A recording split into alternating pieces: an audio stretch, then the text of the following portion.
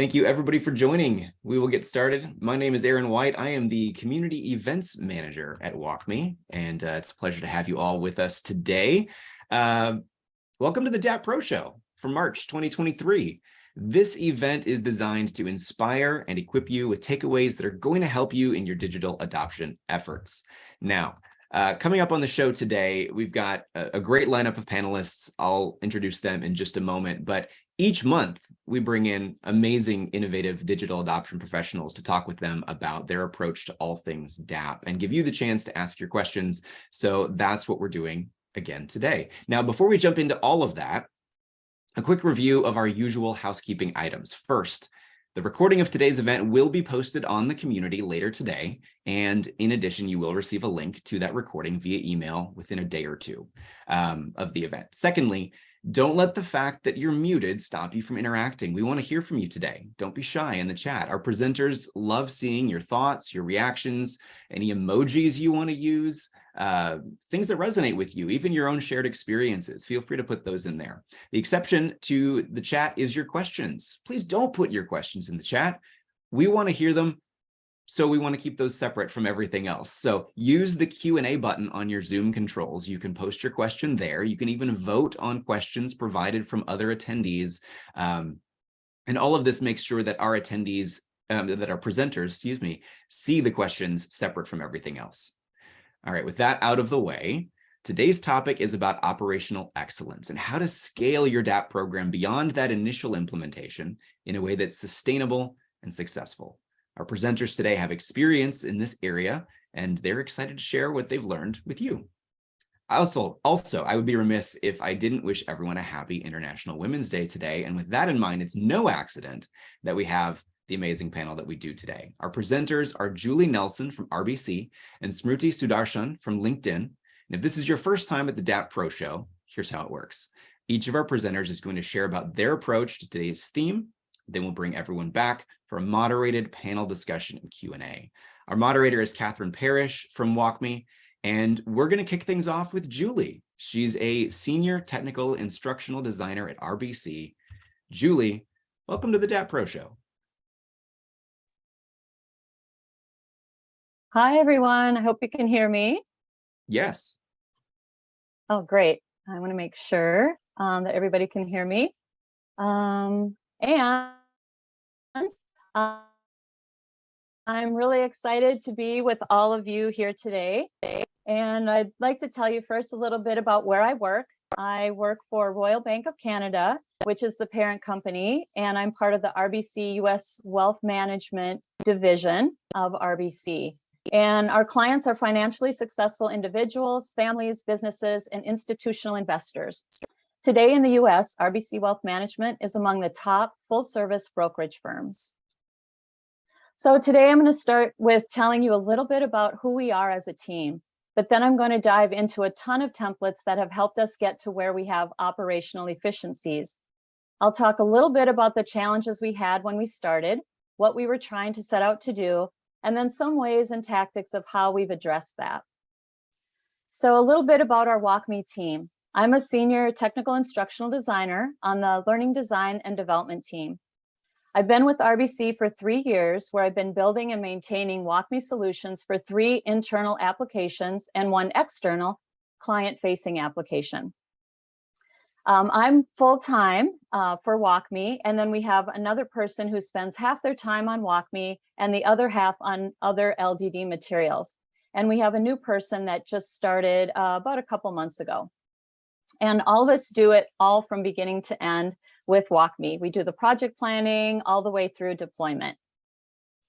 Currently, we have WalkMe on 9 applications, and we have about 450 WalkMe items that we've built and maintain. Internally, we support financial advisors and client associates in our branch offices, and externally, we support our clients on our wealth management or WMO site. So we're currently going through a multi-year technology transformation for our clients and advisors. Because of this, we've heard feedback about the challenges that we face understanding the new tools. Both our clients and employees are inundated with change, and WalkMe makes adapting to that change a lot easier. It also helps drive adoption and use of our applications. So when we started with WalkMe, we had one half-time person adding WalkMe to Salesforce. Then we added a full-time dedicated WalkMe person, that's me, and added WalkMe to additional internal applications and our external client-facing site.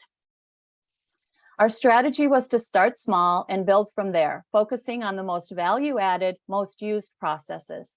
Hey, Julie. Yeah? I'm sorry to cut in. We can't see your slides. Oh my gosh, thank you. I forgot that part. That's very important. That's all right. Oh, you know, because I can't see the.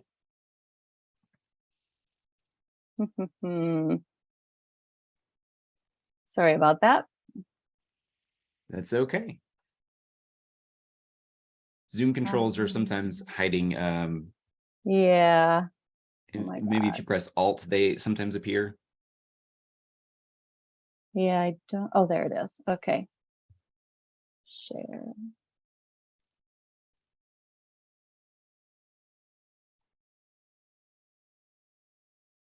Okay, Perfect. can you see it now? Okay. Yeah, Sorry about absolutely. that. Yeah, and if we could jump into slideshow mode, that would, or presenter mode, that would Yeah, be we'll awesome. do. I was there, but I just couldn't tell that you couldn't see it. This looks great now. Okay, so we'll get you caught up. And I think this is where we left off. Is that correct? Talking about me, oh, and our team. Okay, sorry about that, everybody. Okay, our strategy was to start small and build from there, focusing on the most value added, most used processes. And we always try to think of quality over quantity. So being able to explain when WalkMe is the right solution and choosing the right WalkMe solution that the end user needs. So as we started the WalkMe build process, we defined roadblocks to growing our WalkMe program. So what's true for all of our internal applications is that the never-ending updates and enhancements are constant to our systems, which is a challenge for keeping materials updated. Most WalkMe content is on internal applications that have monthly releases. We get the information we need through SMEs, and this works really well. Our dev teams use agile methodology, so we have monthly sprints, lots of changes, and new applications being added. So we need processes and tools to help us manage our workload. For our WMO, which is our client-facing site, building WalkMe is a different experience from our internal apps with an added level of scrutiny over design, style, testing, and so on. So we need to customize WalkMe content to match the user interface and experience of the site. This project has an agile development process with sprints and releases every 2 weeks. So it's very fast-paced with constant updates. I'm not part of the WMO project team, so I didn't always hear about all of the site updates as they were happening in time to update and test WalkMe. So building and maintaining WalkMe content was very reactive. It was not proactive. I wasn't able to plan my workload or get the quality team included early on to test the WalkMe items. So as a result, we would find broken walkthroughs right before the release and have to scramble to get them fixed. So this method was time consuming for the QE team, and it was hit or miss. So thinking about our challenges, there are 3 areas that I like to focus on when creating structure around operational excellence. Building relationships, which includes identifying the right people to get the right information at the right time. For meetings, I attend meetings sparingly that help me work better and smarter while leaving plenty of time to actually do the work. And we've created and used project tools and resources that help us plan, build, monitor, and then deploy WalkMe content. So I learned early on that embedding myself in the project team and building those relationships is what I needed to do. Attending the right meetings with the right partners is key to getting the information that I need in a timely manner. So I figured out which meetings to add to my schedule by trial and error over time, and knowing which meetings not to attend is just as important. So I'll give you an idea of what meetings look like for a bi-weekly sprint. So I meet with the business analyst bi-weekly at the beginning of each sprint, and they walk me through the dev story so that I can see what might or might not impact WalkMe content. Then, in order to see what might or might not need to have QE involved and when, I meet with them right after the BA meetings. I also have a design check-in every 2 weeks to talk about UI and UX as it relates to WalkMe. I meet with SMEs as needed for more detailed information about any new features that are added. I also attend OCM meetings and sprint reviews. So now I'm going to share a number of tools and resources that we use. Keep in mind that in the same way that we figured out which meetings I should attend, we also took our time in figuring out which tools and resources would be helpful. So we started small and built the tools over time. So don't think that you have to do all of this at once or use all of these tools right away. So I've created a QE testing spreadsheet to plan out new WalkMe content that needs to be built or updated. I use this in the meeting that I have with QE bi-weekly.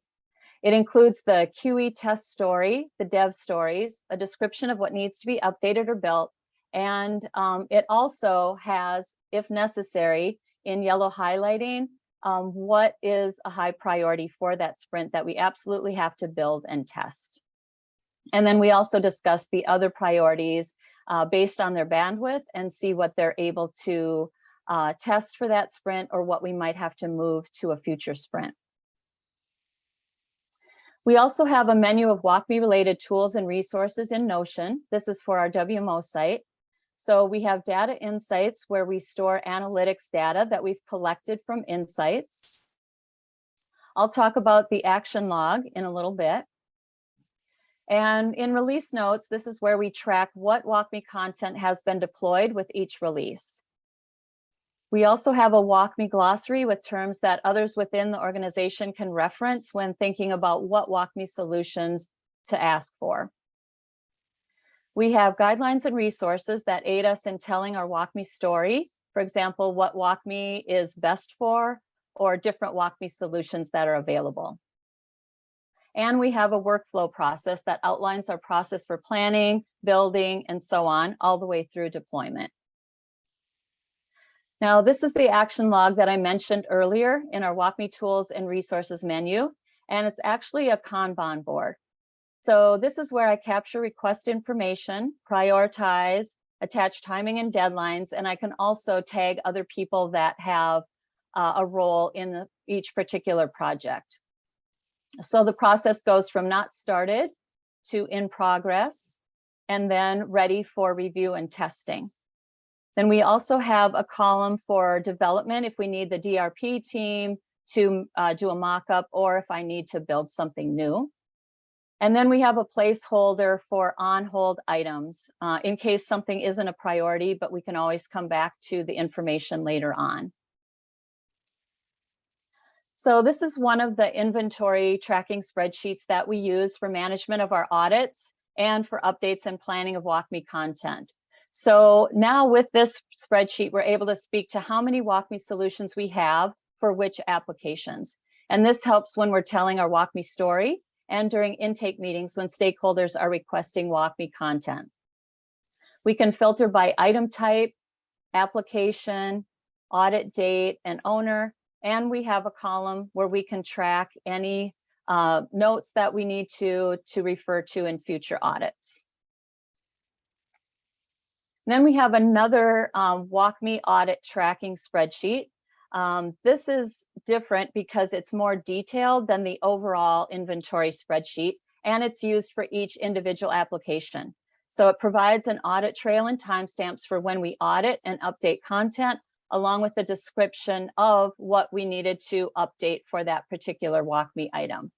And here we can filter by WalkMe item type, status of each item, and who audited each item. So with all of that, we've seen success in the following areas.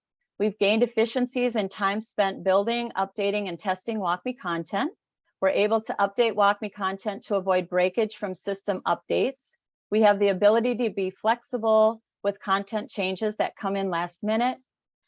We're better able to plan for monthly and biweekly sprints. It helps keep our finger on the pulse of our development of in-progress projects in order to evaluate changes to WalkMe content. We have a systematic way of tracking which content has been audited and updated. We're able to communicate to stakeholders what WalkMe content exists for which applications. And we can efficiently communicate with our clients and advisors to increase awareness of features and capabilities. And finally, it has helped us, our advisors and clients, navigate digital experience confidently. And we've seen success in increasing adoption and satisfaction for our client website and our financial advisor tools. Well, thank you. And now I'll turn it back over to Aaron. Amazing. Thank you, Julie. These were really, really great examples, really actionable ideas. We've had some questions come in, so I'll be excited to see those come through later. But right now, we'll go ahead and hand things over to Smruti. Smruti Sudarshan is a senior learning specialist at LinkedIn. And Smruti, we're excited to have you here today. Thanks, Aaron. Thanks, Julie. So I'll quickly go ahead and share my screen. There you go. Slideshow. Are you able to see my screen? Yes, looks great. Good. So hi, everyone. My name is Smruti Sudarshan, and I work for LinkedIn as a senior learning specialist. Been working with WalkMe and using WalkMe for about 2 years now. And I work in the space of trust and safety, which I'm going to tell you what exactly it is in the upcoming slides. And for today, I would be discussing how exactly we scale our program and how it happened and what tools, maybe not as elaborately as Julie's, but yeah, definitely I would be sharing some tools with you in terms of like how exactly we have done a solution development, and also in terms of like reporting and what we did and how did we get insights as well. So yeah, there you go. So on the introduction side, if you can just give me a quick chat on what do you think is content moderation and what exactly does trust and safety come to your mind? Anyone on the chat? Or even if you would like to unmute yourself and speak, that's good. Okay. Fine. So basically, content moderation is nothing but any post or any comment or any job or ad that you see on LinkedIn. That type of content is something which our target audiences, or that is the reviewers internally to LinkedIn, are actually viewing and also kind of like reviewing it and also posting content on LinkedIn or allowing content on LinkedIn to keep our members safe. So that is what content moderation is all about. That is to enable any sort of like the entire industry is such that it enables a person to review or to view the content or to keep that entire social media safe. So with this industry background in mind, what we have is also an internal tool wherein WalkMe is being utilized, and also WalkMe Need Help menu, which we also call it internally, is being put up on our internal tool to deliver training.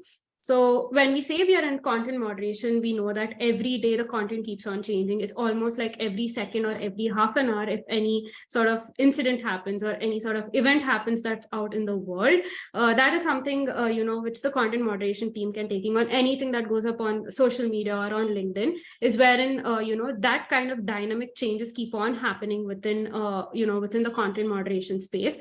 And with that in mind, why we used WalkMe was that since these changes are so frequent and it just happens in every second, the change keep happening almost like every day or like every twice in a day. So we use this WalkMe solution in order to replace our live instructor and also the e-learning sessions.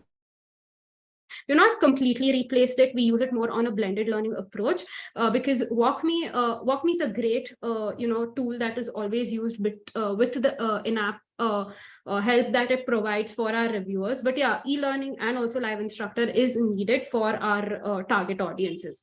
So how we actually started was that we started off with the live instructor sessions, wherein we had, while we were actually, this was again a use case wherein we had this internal tool and we were trying to like migrate from one tool to another. So first we actually introduced kind of this instructor learning sessions, wherein there were like 60-minute sessions that came up. And also then after that, when those 60-minute sessions were something which we were not able to cope up with, we then shifted on to the e-learning model, wherein we had like certain scalable on-demand courses that were put up on our LMS.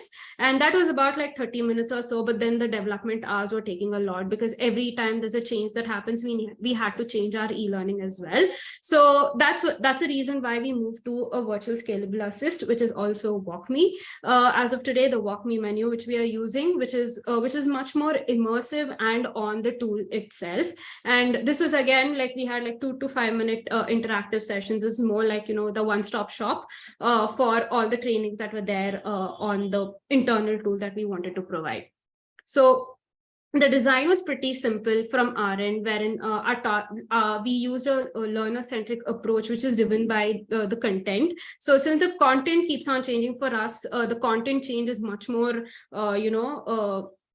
it is much more on a tracking basis rather than any other tooling basis that happens. So we had to keep those learners in first, and we had to deliver the changes as soon as possible. So we had that sort of a learner-centric approach to it. And also we had to give them like clear and direct instructions on as soon as possible, like within half an hour or 50 minutes or so, because that is something that had to be in place. And also the moderator whom we call, or the reviewer whom we call, inside the content moderation space, we had to use them. And also we had to put all those learnings in one place, which had to be clear and direct without any time waste.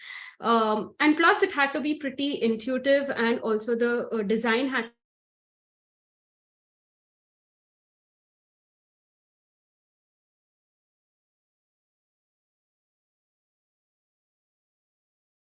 since then, this is like a small tour of how exactly we use WalkMe inside Workbench. So as you can see, the need help menu that is there, that is completely created out of WalkMe. And similarly, we also do have certain tools and also certain automations that are enabled, wherein there's a mini policy menu, and those documents are something that we can use accordingly. So how did we actually get into this is there's a process to it. And this process is wherein we have like a 4-step process, wherein we plan, build and review, test, and also then we go live. So in the planning stage is wherein we discover and do the impact scoping. That is, we sit with the stakeholders, and then we also sit with our target audiences, conduct a few field tests and see that how exactly is the solution being implemented, and how exactly can we plan, and whom all do we have to include during the solution planning process. And later on, once we get a sign off from everyone on the planning, so we do have a solution planner in place. But yeah, so that is wherein we plan all our solution and then show this to our stakeholders, saying that, hey, you know what, this is the prototype. How do you like it? Is it something that we can go ahead and build? So accordingly, then we go into the building and the review stage, wherein, we just show the prototypes to them with a live demo using WalkMe. And also we review that and review it with the requester or whoever has requested that feature or the solution, and then we go into testing phase. So in the testing phase is where we actually kind of receive that feedback and also do the fixes on it. So we have a small pilot test, which we do it for like 5 reviewers. We have a test group internally. We have created a test group, and that test group and the testing process is communicated using the MS Teams. So those pilot testers would be added into the Teams channel, and then accordingly we implement the feedback. So once this testing is done, and once the bug fixes are done, and once we identify what fixes need to be done, so the fixes are created and also the fixes are done, then we go into the go live phase, which is the final production to the production environment. But all of the first 3 stages are done in the staging environment, wherein we do have a sandbox environment wherein we can implement this, and then we go on to the go live phase. But yeah, so quickly going to, like, I wish I could just show you the demo, but it's pretty confidential to the internal team. So I'm extremely sorry about that. But yeah, but you do get the whole idea of how exactly this is being used. So yeah, these are like the few ways wherein we are trying to use WalkMe and trying to scale WalkMe. Like for example, we have this insert template automation that we had created, wherein the solution again we got from one of the stakeholders saying that hey, the reviewers are actually not able to view the entire solution, or maybe like they're not able to view all the hashtags that are there for certain notes that were in place for each of the content that was selected on the internal tool. So for that, we just created the insert template automation from using WalkMe, and we implemented that using the entire solution development process that we have as of today, and also put that in place so that whenever a reviewer goes and clicks on one of the label content, automatically the notes get added into it. Similarly, we also do use WalkMe for giving out these educational nudges. Like for example, like, if there's a label that has been selected, or if there's small sort of a content that's been selected on by the reviewer. So to just guide their decision-making process is wherein we use WalkMe as well. And also we nudge them saying that, hey, you've selected this and this, and is this the correct way to do it? Can you go ahead and check all of these using the links that are there. So this is one of the ways we try and implement WalkMe as well. But yeah, we have seen like great value in implementing all of this. Like there have been like huge increases in the productivity over here. Like we almost saved about like 22.4 hours across like 460 people as of today by having just 1 second per click. And also using the smart walkthroughs, we've had like 4,839 interactions for like 377 users. So that also means that we have saved about like 30 minutes of the ramp time to solve an item using LinkedIn learning tool. And also from the instructor side, since we had evolved from the ILT till here, we also saved like about 5 hours, 1 hour and 16 hours of training worth of instructor sessions by just implementing this WalkMe. Now, coming to the templates part of it, again, how we derive these insights and how we get these solutions is by using the report template, and also the insights that we get from the insights dashboard. So here's a quick skeleton of how exactly we do it. So we basically take the total WalkMe usage and also the demographic distribution. How are the interactions that are going across all the 3 lines of businesses? What sort of policy interactions are happening? Is there any search pattern? What are the NPS scores, and also the insights that we provide to the cross-functional teams. So there's also a quick template. I can share that and put it up in a chat after the session is done. Yeah, but yeah, this is like a quick report template that we do. And also while we are trying to get this template, we also do sit together and brainstorm and analyze what sort of insights are being drawn while we are actually using the dashboard, and also what and how much time is the learner spending on WalkMe for the for each of the interactions. So these are like the few things that we do. And from the project management and also from the reporter perspective, we do have a bug tracker in place, wherein in case we get any sort of bugs on WalkMe, or like say if someone says that need help menu is missing, or WalkMe extension is not working, so internally we have a bug tracker and also troubleshooting steps that are there in place for people to actually troubleshoot and do the self troubleshooting on their own. And also we do have for knowledge transfer and knowledge awareness, we do have like few e-learnings that we have created and put it up on our LinkedIn LMS site, so that we do not have to actually communicate what exactly is WalkMe and how it works. So these are like few of the best practices that we have been doing in our team. Hope it was useful to all of you as well. So yeah, I'll just pass this on to Aaron for any sort of questions. Amazing. Thank you. It was great to see those results, and also the template that you offered to share. So we will make sure that any templates shared by our, any resources shared by our panelists, we put those in the community after the event along with the recording. So before we pass things over to our moderator for the panel portion of the discussion, just wanted to take a moment to let you all know about some of the other upcoming events that we have happening in the community. So as always, we have our Watch Me Build series happening twice a month. We're going to be talking actually about the community, on our next event next week. So we'll have our Director of Community, Mary Greening, on hand. We'll be talking all about how you can leverage the community for greater success, where it impacts your builds, the resources that are available, all that kind of thing. So if you've ever wanted to know more about what's there and how to use it, we'll be diving into all of that. We also have our MVP launch party coming up later in March. This is a brand new program for the community where we have our most most valuable professionals. So we've got 9 amazing people who are going to be highlighted and awarded at that launch party, and everybody's invited. So please come join us for that. Walk Me Beyond is coming up March 22nd. We'll be talking about value calculations, definitely a hot button topic. And I want to invite you back to the DAP Pro Show in April, where we'll be talking about branding your DAP program. User groups, lots of user groups to participate in. We'll be sharing the links to all of these things in the chat. But if you want to keep on top of what's happening with community events, you can just click the subscribe button on the community events page to be notified every time we add an event, so you don't have to miss a single one. Lastly, if you haven't done so yet, you can get rewarded for sharing an honest peer review of WalkMe. You can do either of these opportunities or both. It's up to you. Links for those will be in the chat as well. All right, on to the panel. Our moderator today is Catherine Parrish, Strategic Program Manager at WalkMe. And in addition to her own questions, she'll be fielding some of yours to the panelists as well. So again, please be sure to keep putting those in the Q&A section. Catherine, I know you've been having some Zoom issues, but hopefully things are stable at this point, but we'll manage through it. Welcome. Thank you. Thank you. Yeah, apologies. There's a snowstorm outside, so hopefully it doesn't interfere with the internet anymore. But if I do lose you, I'll be back.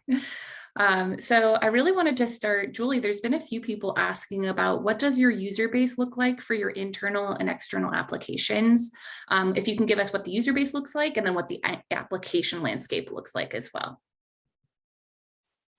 Sure, and I apologize if I drop off too. I'm having some internet issues as well. But we have a number of internal applications. Salesforce is the main applications that our advisors and client associates use. But we also have Portfolio Advantage, Advisory Link. I think there are about 9 applications that we have WalkMe on. And they support our financial advisors and client associates out in our branch offices. And the WalkMe content that we have to support them is primarily walkthroughs, smart tips, and launchers. And then we do use shout outs periodically for them as well. And then we also have our client-facing site, which is our wealth management online site or portal. And for that, this is the one that's a little bit unique because it is client-facing. So our WalkMe content is customized to fit the same brand and style as our client-facing site, so that our clients get that same experience, that it's consistent through whether they're actually completing a process or they're using WalkMe to help them complete that process. It has the same look and feel. And we also use a lot of shout outs for WMO to just let our clients aware of any new features that we're launching or any major updates to the site itself, and walkthroughs. Those are the main things that we use, and then some launchers as well.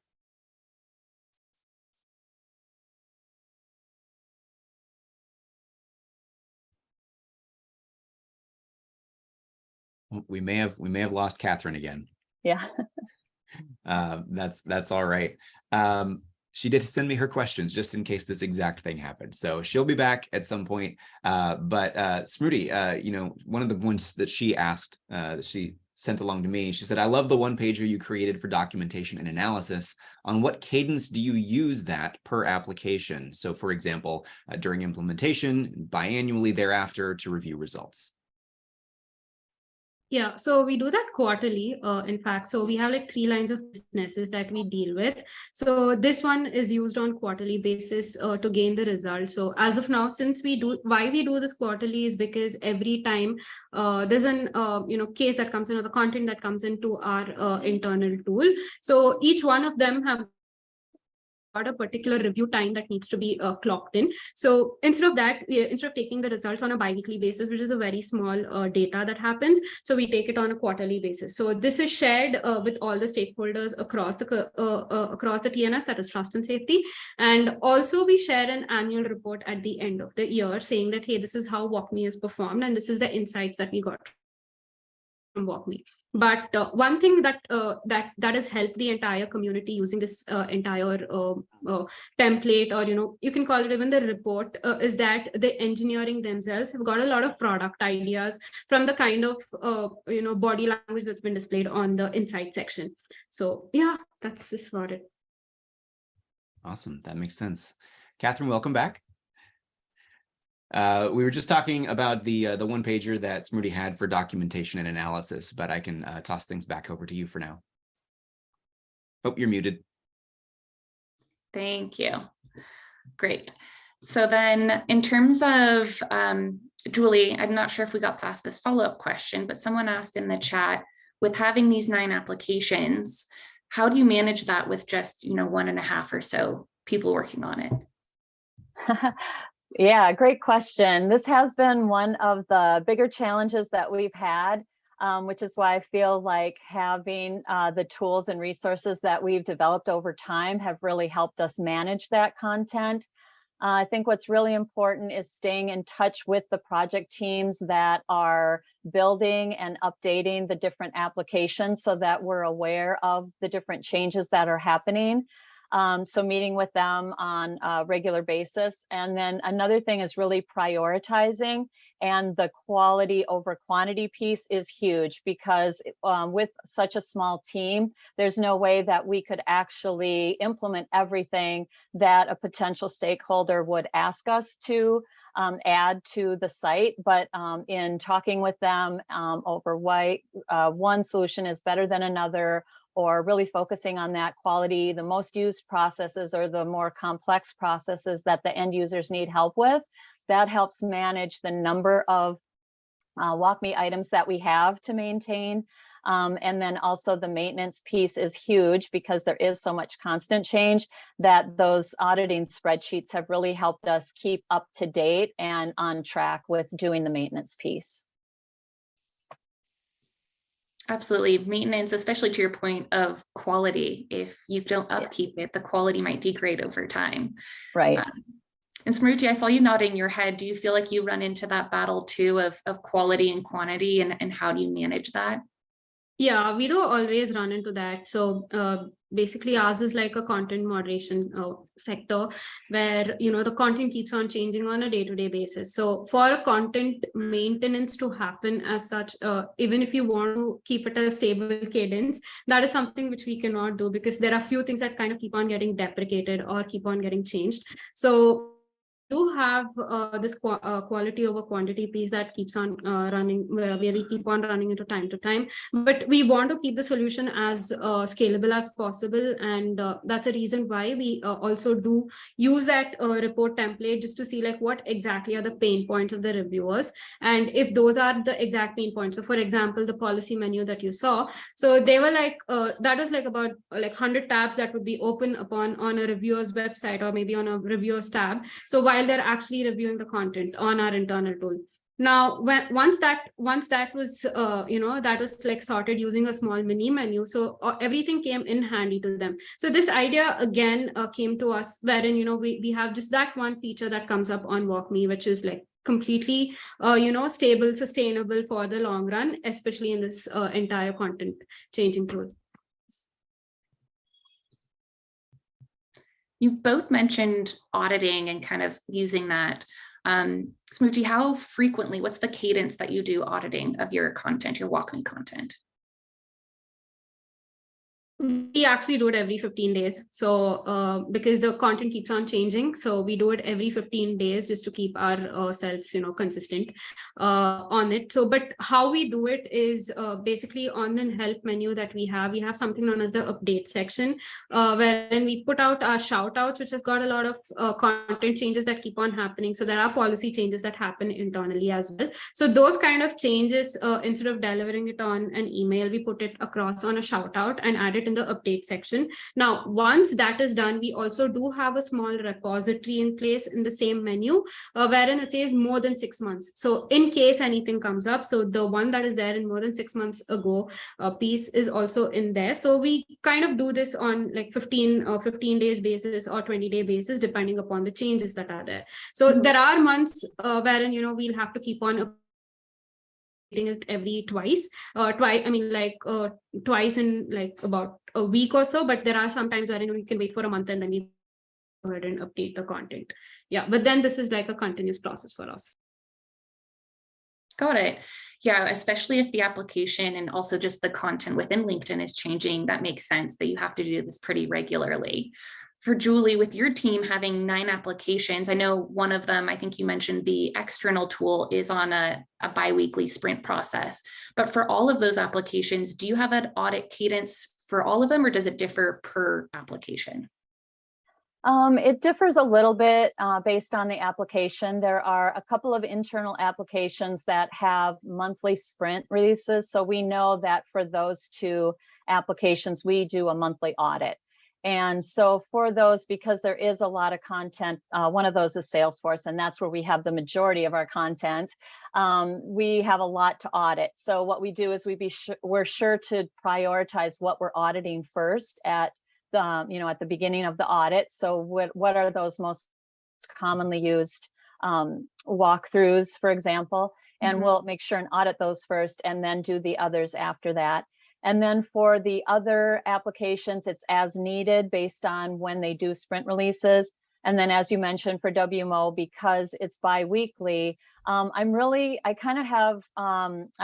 in there so often, and through talking with the BAs and the POs and everyone on the project, I hear about updates before they happen. So I don't have to do the same type of auditing. It's more of an on need or as needed basis. When I know that those updates are happening, I'll update or audit the walkthroughs first that I think are impacted by those updates. And then if I have an idea that maybe others will be impacted too, I'll audit those just to be sure. But it's not as extensive every other week as it is with the monthly sprint release audits. Mm-hmm. And I asked this because someone in the chat mentioned that they have 50 applications and kind of what's the best practice. And so I love that you mentioned prioritization, because I think that's really key. Because in an idealistic world, would it be possible to audit all of them in a given year? That would be amazing. But is that realistic given bandwidth? Probably not. So the best way to go, at least from a WalkMe recommendation, is prioritize business impact. And then within each application, also prioritize the impact of each deliverable or use case. So that within each application, maybe you don't have to do a full comprehensive audit, but really hit the ones that are most utilized or the most impactful for the business. Yeah, and I'll add this too. Like if I can't get everything audited for that sprint release, I'll do the walkthroughs first, and then I'll do the smart tips with the next audit. So I'll do walkthroughs and smart tips, and then the next audit, I'll do the walkthroughs and launchers, because those tend to break less frequently than the actual walkthroughs would. And when they do break, more often than not, if a launcher or smart tip breaks, it just doesn't appear, which is not as impactful if you try to play something step by step and step 3 drops off. From a user perspective, that's pretty difficult. So I love that you kind of cycle through application type in your audit as well. So Smriti, you showcased a lot of things, and it looked so effortlessly, but I'm sure it takes a lot of work. So what was the largest lesson that you've learned, and how has that influenced how you're so operationally efficient? Largest lesson that I've learned is to keep up with the changes. So as much as possible to collaborate with the stakeholders itself, because, since the application keep on changing and even the content keeps on changing, like, what you're delivering to your learners, or maybe like when you're using WalkMe and how it is being a solution to a learner is what is something which I have learned a lot, especially in terms of like the educational nudges that we provide to our learners.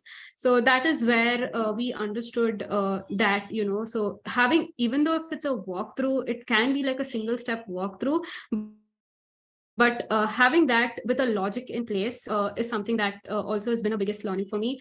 And one more thing that is there is that instead of relying only on the words that are there on the interface, it's better to use a jQuery element so that, your walkthrough actually doesn't break sometimes. Instead, it just pops up while it has to. So that is like my biggest learning in all of this. And then Julie, for you, kind of a similar question, but you showcased a ton of tools that looked really impactful and useful. If the audience could only implement one of those types, what would it be? Because it's been most impactful for your team. I would say the WalkMe inventory spreadsheet that lists all of our WalkMe items on all of our applications. Since we implemented that spreadsheet, we are able to reference it on a continuous basis for different things. So we're actually able to keep track of what content we have and when it was last audited. So maybe we can see on there that something hasn't been audited for a while. And if we're not sure why, well, then that might be a good time to go in and make sure that we audit it, just to be sure that it's still working. But we can also add notes to that document as to why we're not auditing it. Maybe we're waiting, maybe it's hidden temporarily while a huge update is happening, and we don't want to have that walkthrough available, so it's hidden from the menu.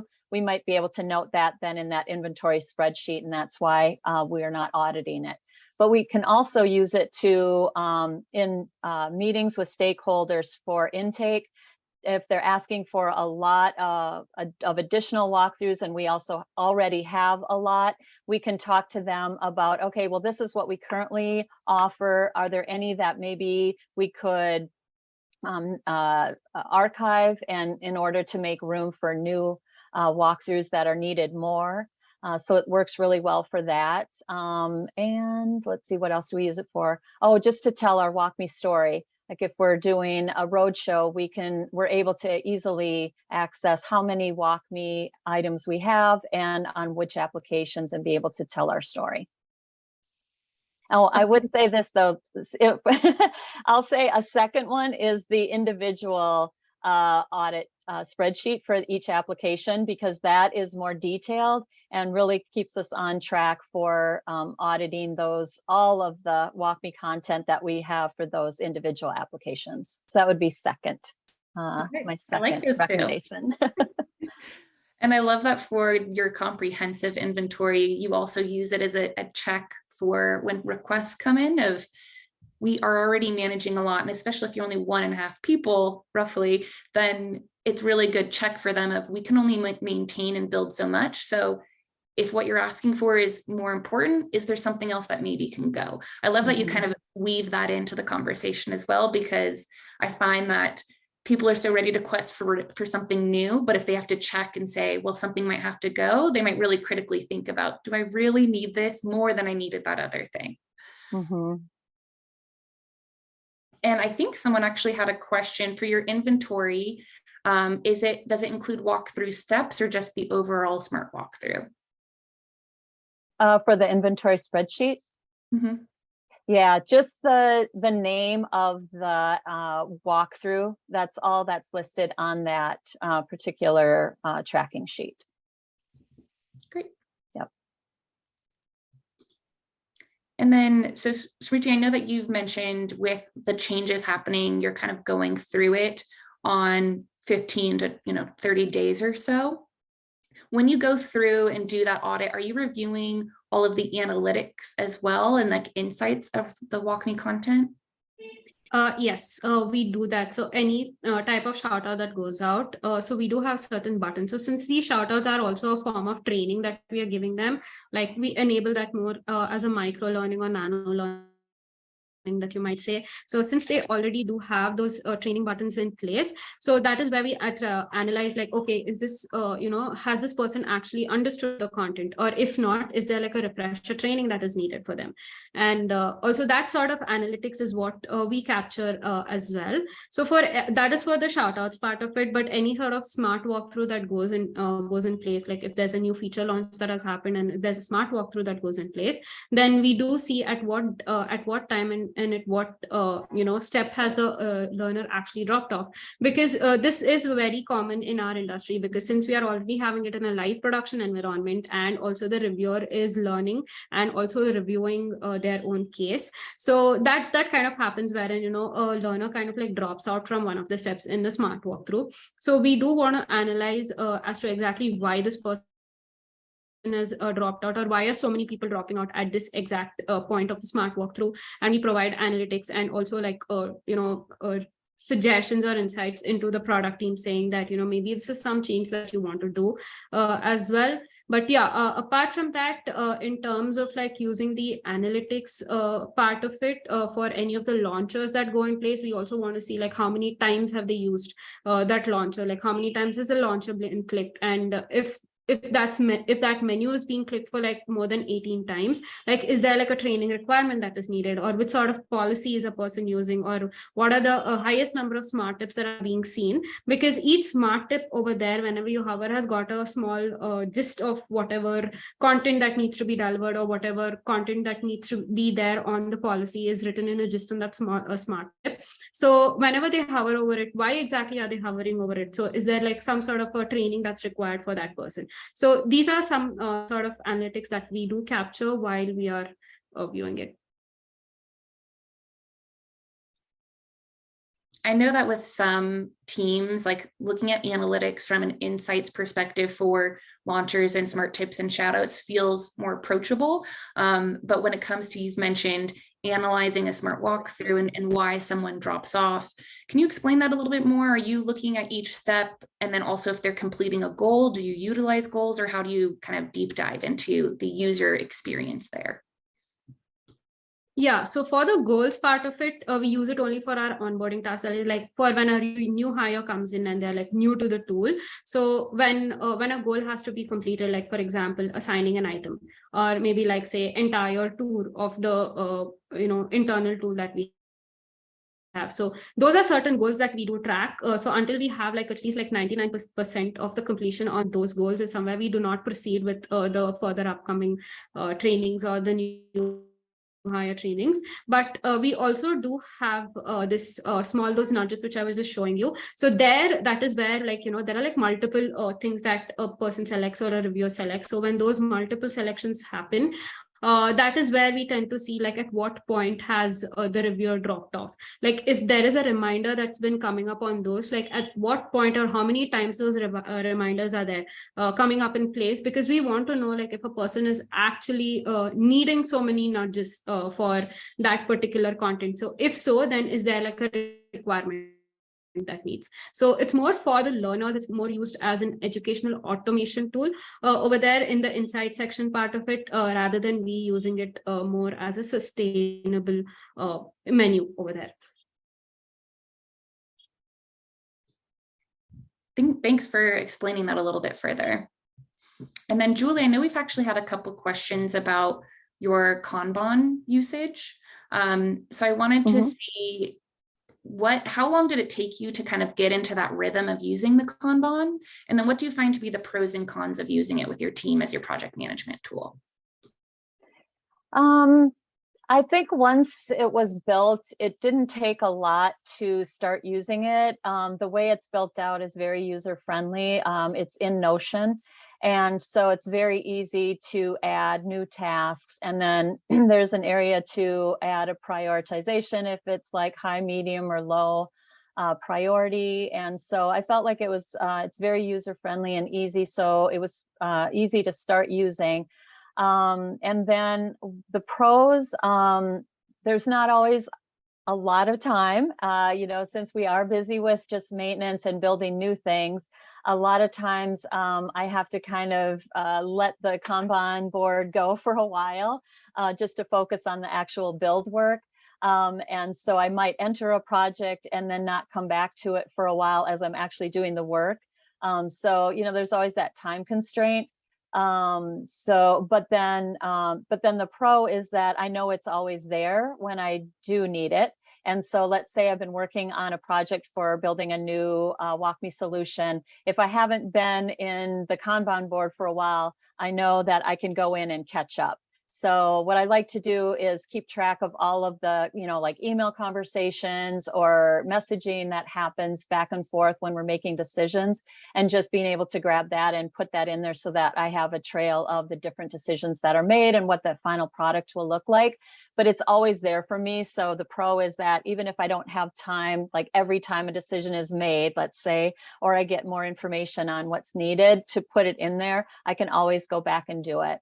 And then another pro is being able to tag other people that are part of that particular project, so that they can see when I've made updates or any progress that I've made from, just starting to the development, or just starting the development process to then advancing it to the review and testing piece. And then if there's other people involved in that, then they get tagged in that and can see that as well. Yeah, I know that I've mentioned with other teams using Kanbans, or even just anything that lives in a software system that others have access to, whether you can tag them for accountability, but also for transparency. So if teams are interested to see what your roadmap looks like, I found that having some form of transparency has been really helpful for teams to indicate, either we're really busy and like we can try to fit you in, or, we're a little bit slower. If you have some requests, we're happy to help you. Yeah, and it's a great visual too, because when you pull up the board, you can see like, okay, what's on hold? Is there any way that we should, or can address some of the things that are on hold? So, it's a good visibility that way to say like, oh, we don't just want these to languish and never get done. So it's good for that. And it's also good for, just where are we at with every, project that's happening, where are we at in the process? And then it's also, it's kind of a nice to-do list too. You have everything there that needs to get done for the project. So that's nice as well. I'm curious for maybe people that don't necessarily have access to Notion, or did you use anything prior to that? Not at RBC, but I will tell you that at another company, and this wasn't WalkMe related, but we actually had a Kanban wall where we just put everything up, on a wall using like construction paper, or Post-it notes. Yeah, we'd have like the main heading would be in like, construction paper or whatever, and then Post-it notes. And then we just be able to move the Post-it notes over. I mean, you can use an Excel spreadsheet to make your columns and then just move things over. It could be as easy as that. It just happened to be that we had Notion available and we're able to build it in that. Yeah. And I think we have time for one last question. So Smruti, what did your evolution look like from being able to project manage, whether you did Kanban or Notion or some other tools? Oh, we did Smartsheets. So it was like plain simple, like Kanban board was one thing, but we did have like a progress tracker, because since I work in the India time zone and my other partner who works in the NEMA time zone, so we had like this entire progress in place where, if I built, so we had this prototyping tool known as Figma that we use before we develop any sort of WalkMe solution. So while we were doing that, we had the progress in place, like started, not started, and in progress. So basic waterfall progress in place that was in there. And we use that, to track. So basically it would be Smartsheets. I love Smartsheets. I really do. Well, Julie and Smruti, thank you so much. Was really happy to be here to help lead the discussion, and I'll hand it over to Erin. Amazing. Thank you, Catherine. And thank you again to Julie, Smruti, and everybody for joining us today. We will, as I mentioned earlier, we will send this recording by email sometime tomorrow, or you can access it when it uploads to the community later today. As you leave the session, if you have a few extra seconds, we always welcome your feedback on this event and what you might like to hear about at future ones. thank you for sticking with us through some technical difficulties. We still have questions that we didn't get to answer today. If we're able to get those answered after the fact, we'll put a Q&A list in the article on the community as well. So thank you, everybody. I hope to see you at future community events, and we'll see you then. Thank you. Thank you.